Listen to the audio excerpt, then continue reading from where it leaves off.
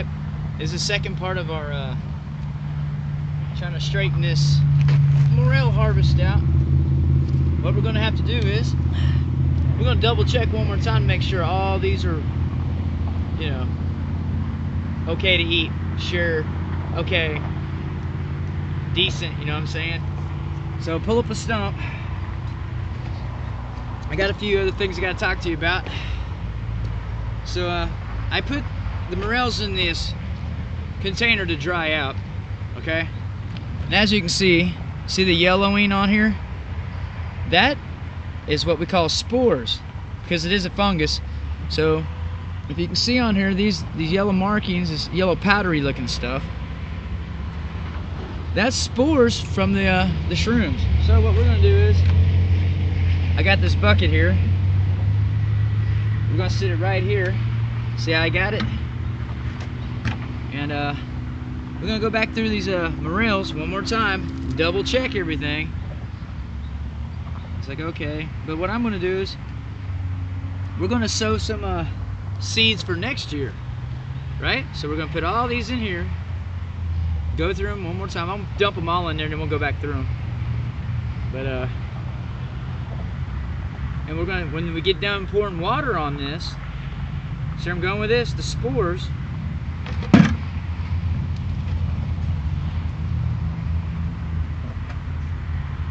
The spores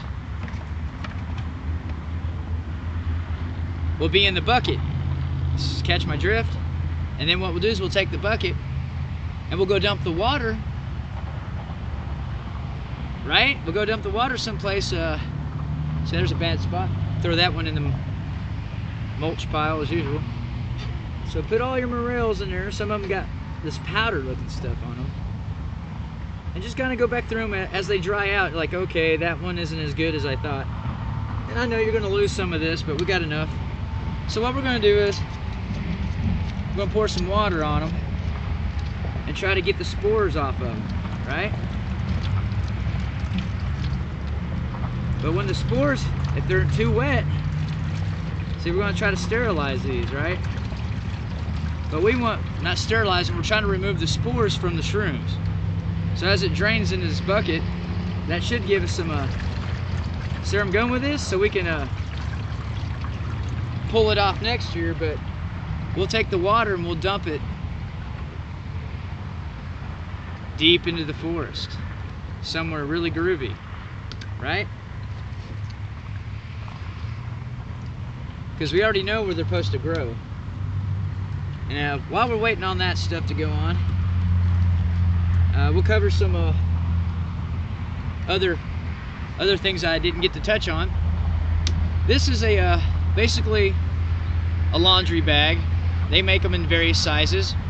I call them a dunk bag because it's a net, and you can, you know, whatever you got in there, you can dunk it in the water and it won't get loose from you. This is a large one. This was given to me. Wait a minute. Yeah, did I find this one? Or I think I found this one, actually. Alright. And when you go to dry your morels out, if you notice, you can turn this, fold it in half, or if you got a lot, this also works, doubles up as a drying screen. So I'm going with this. Just lay this out between two tree limbs or something, or that's how I usually do it, but I ain't done it yet. I just had these sitting outside. But you can use this also as a drying screen. And if you get enough berries, you can even use this as probably a pressing screen, so you can make wine and juices and stuff. But this one right here, this is a smaller one. And a lot of times what I do is I find those little golfing bags with the balls, the golf balls and stuff come in. And that's what I use for, they're pretty heavy duty. I mean, they're real heavy duty. This is actually kind of, this probably won't last me very long, but if you take care of it, probably will. But nets come in handy for drying out and screening, you know, items. That should be one of your things in your, well, your little boogie bags, what I call it, but you know, it should be one of your feathers in your cap of your utilities that you use, you know, when you're wildcrafting. You should have some kind of a screen, handkerchiefs or something, so you can filter water or screen out stuff. But I usually just Like I said, I got this one. I don't remember how I got it. I think I found it. But it's a pretty large size. It'll come in handy, like I said, for drying things out. You can double it up as a net, maybe if you need to catch something. But like I said, it also doubles up as a big bag if you're harvesting fruits, berries, and grasses. But this is the one I usually use because I don't get any more than that. You start looking a little weird. But yeah, as the water filters off of this, yeah, I smell it now. It's like, huh? Yeah. Yeah, it smells like shrooms. But as we got the, see some of this stuff on the side, see, you'll see it now starting to be kind of weird. But it's a yellow looking powder, and that's because it's a fungus, and when it gets to a certain time, you know, in its lifespan, it emits these dust. It's like, it looks like dust, spores. So what I have a tendency of doing is, like I said, I just rinse them off. And now we have hopefully some spore action in our container.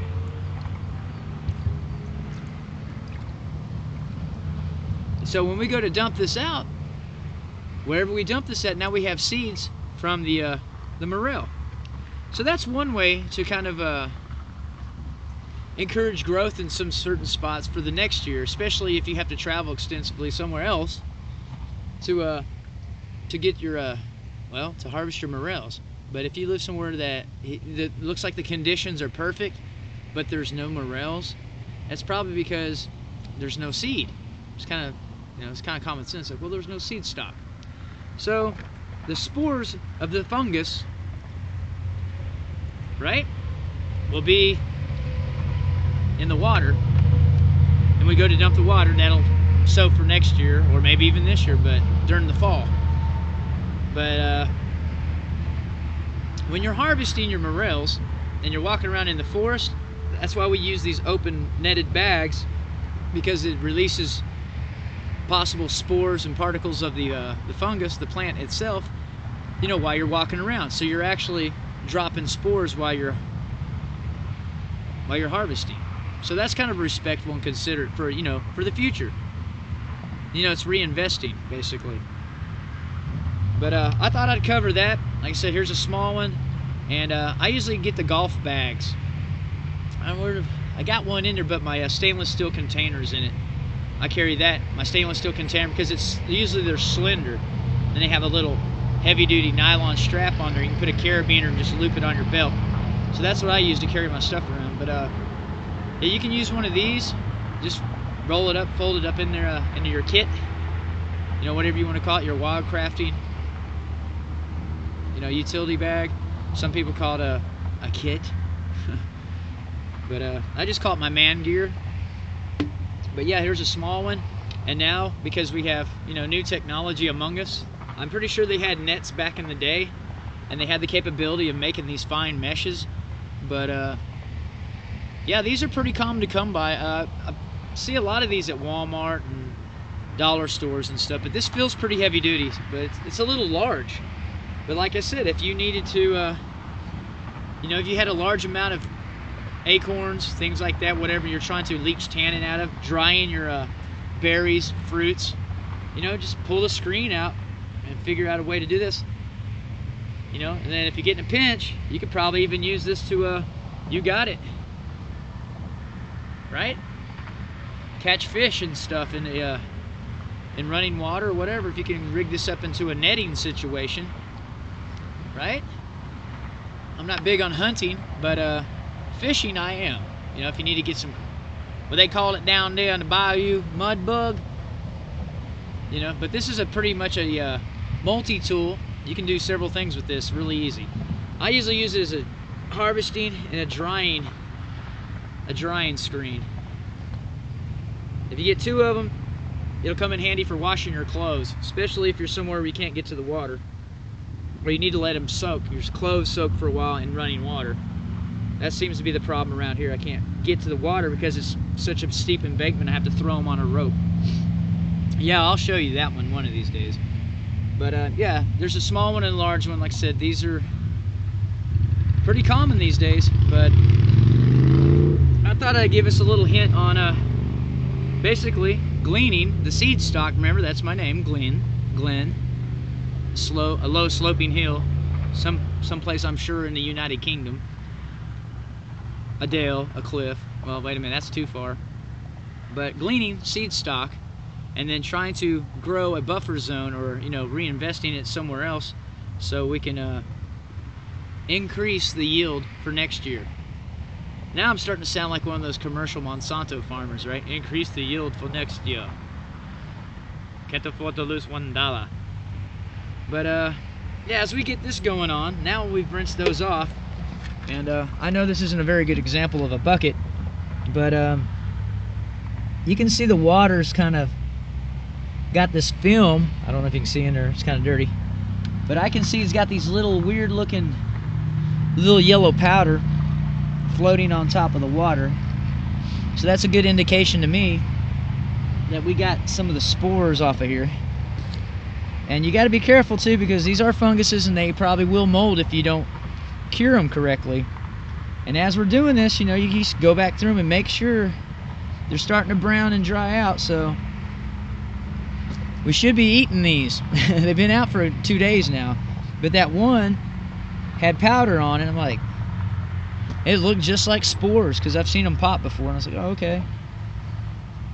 But now we're getting pretty close to eating these. So, but go back through them and make sure they're okay. And there's 3 kinds of morels. One's a half-free morel, and then we got another one that kind of is an imposter that they say you can eat them, but I make sure you cooked them pretty good. I thought I had one in there that didn't look like it was a morel, but like I said, there's cousins, and you don't want to eat one that might not agree with you. So I thought I would just add that to the what can we do as we harvest and process these, and then we can be responsible by taking the spores, the seed stock, right, gleaning from our harvest, and then depositing the spores back out where we got these, because that seemed like a very good choice location. So what I'll probably am doing is having to put this in a little jar of some sort, or a little, I might just dump it out as soon as possible. Probably would be the smart thing to do. And that could be anywhere in a nice forest that has moss around. It's kind of got moisture. Just kind of use your brain. Where did I pick these at? And then try to dump them in someplace similar. Eventually nature will take care of the rest. So anyhow, with that, I'm Glenn Monroe, the Roman gnome. Excuse me, did I do that backwards again? The Roman gnome, Glenn Monroe. And I thought I would just add that to the let's say harvest and preparation, the divvy up section of at the end when we get done with wildcrafting and harvesting from the forest, that we would just get the seeds, the spores off of the rinse them off, and then all the liquid would rinse the spores off into the bucket episode. But I figured that would probably help somebody out there for responsible harvesting in the Ozarks. Okay, so anyhow, thank you. If you've got any comments, additions, questions, you want to be my YouTube friend, or maybe you want to come and hang out with me, or we can all meet up and have a cool adventure, fishing, foraging, and finagling. Or fire. Yeah, I like fire too. We can figure out cool ways to make fires and stuff. But or show me a cool rope trick I ain't never seen before, except for the one where you tar and feather and give me that weird necktie tied to a tree. I don't want that one. But there you go. Like I said, we rinsed them off. We got the spores in the bucket. Now all we need to do is just go pour the water someplace responsible in the shade, and hopefully next year they'll be around, right? So anyhow, I'll see you guys later, and happy harvesting.